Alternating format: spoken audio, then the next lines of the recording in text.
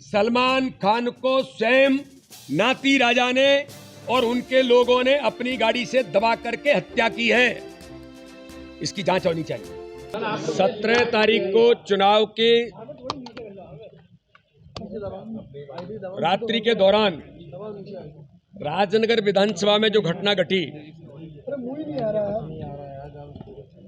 Bharatiya Janata party के प्रत्याशी अरविंद पटेरिया और भारतीय जनता पार्टी के कार्यकर्ताओं के ऊपर योजनाबद्ध तरीके से कांग्रेस के वहां के विधायक और प्रत्याशी नाती राजा और उसके गुंडों ने प्राणघातक हमला किया।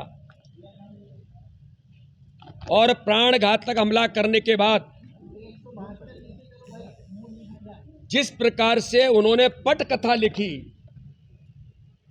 कि उनके ड्राइवर की हत्या कर दी गई, स्वयं उनके पूर्व मुख्यमंत्री कमलनाथ जी ने ये कहा कि मैंने नाती राजा से बात की, कोई घटना नहीं की, सामान्य तौर पर बहस थी। और उसके बाद इस कहानी को गढ़ करके उनके ड्राइवर, जिनका करैक्टर आपराधिक प्रवृत्ति का है, एक उनका सलमान खान जो किसी गाड़ी से दबकर जिनकी मृत्यु हुई है, उनका एक वीडियो ओपन देसी कट्टा से गोली चलाते हुए जारी हुआ है। और कोई ड्राइवर अपने मालिक को बचाने के लिए गाड़ी लेकर के भागेगा कि दूसरों पर अटैक करेगा? वो ड्राइवर था कि शूटर था? और किस गाड़ी से दबे, क्या हुआ? ये पुलिस प्रशासन ने, जिला प्रशासन ने जो 22 कार्रवाई की है, भारतीय जनता पार्टी के प्रत्याशी सहित 20 कार्यकर्ता और 15 अन्य कार्यकर्ता, यानी 35 लोग, 302 की एफआईआर। भारत का पहला केस होगा, कोई व्यक्ति किसी गाड़ी की चपेट में आकर के एक्सीडेंटल उसमें उसकी डेथ हो जाती है, तो प्रशासन कितना बाइज्ड है कि 302 की एफआईआर 20 लोगों के खिलाफ करता है। चूंकि इलेक्शन कमीशन अभी पूरा प्रशासन, जब तक आचार संहिता है, इलेक्शन कमीशन के अंडर में है, तो एक और एक पक्षी कार्रवाई करते हुए केवल नाती राजा और उनके गुंडों के कहने पर 302 की एफआईआर भारतीय जनता पार्टी के कार्यकर्ताओं के खिलाफ हुई, हमारे प्रत्याशी के खिलाफ हुई। और उन्होंने जो प्राणघातक हमले किए, गोलियां चलाई, भारतीय जनता पार्टी के कई कार्यकर्ताओं की गाड़ियों को तोड़ दी।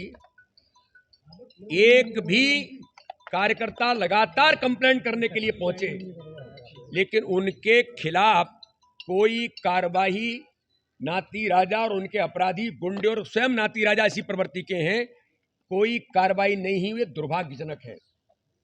मैं पूछना चाहता हूं प्रशासन से, किसके दबाव में कार्रवाई की है और कैसे प्रशासन ने तय कर दिया 302 है? और दुर्भाग्यजनक पहलू यह है कि दिग्विजय सिंह जैसे नेता, जो मध्य प्रदेश के अंदर चुनाव से पहले और चुनाव के बाद एक न्यूसेंस क्रिएट करना चाहते थे, हार की खींच के कारण चुनाव हार रहे हैं कमलनाथ, दिग्विजय सिंह। तो दिग्विजय सिंह ने जाकर के खजुराहो के अंदर राजनगर में थाने में बिना किसी की अनुमति के, आचार संहिता लगे हुए, कैसे धरना दिया? टेंट लगाया आपने, किससे अनुमति ली? और उसके बाद आप लोगों को प्रोवोक कर रहे हैं, मारो लोगों को। मध्य प्रदेश का वातावरण खराब करने का प्रयास यह दिग्विजय सिंह ने वहां पहुंच करके जो किया है, और दुर्भाग्यजनक है। हमने इलेक्शन कमीशन से कहा है कि उन अधिकारियों के खिलाफ कार्रवाई होनी चाहिए कि दिग्विजय सिंह ने बिना अनुमति के टेंट कैसे लगाया, कैसे दिग्विजय सिंह ने लोगों को प्रवोक किया, कैसे दिग्विजय सिंह वहां धरने पर रात में बैठे। अगर ऐसे अधिकारियों के खिलाफ भी कड़ी कानूनी कार्रवाई होनी चाहिए, जिन्होंने बिना किसी की अनुमति लिए आचार संहिता के दौरान इस प्रकार का आपराधिक कृत्य किया है।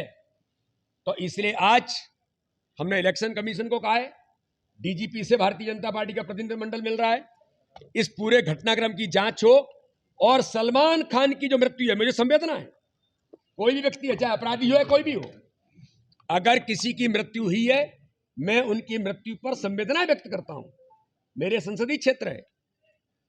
लेकिन मैं तो उन मुस्लिम भाइयों से भी कहना चाहता हूं और मैं मीडिया के सामने गंभीर आरोप लगा रहा हूं, सलमान खान को स्वयं नाती राजा ने और उनके लोगों ने अपनी गाड़ी से दबा करके हत्या की है।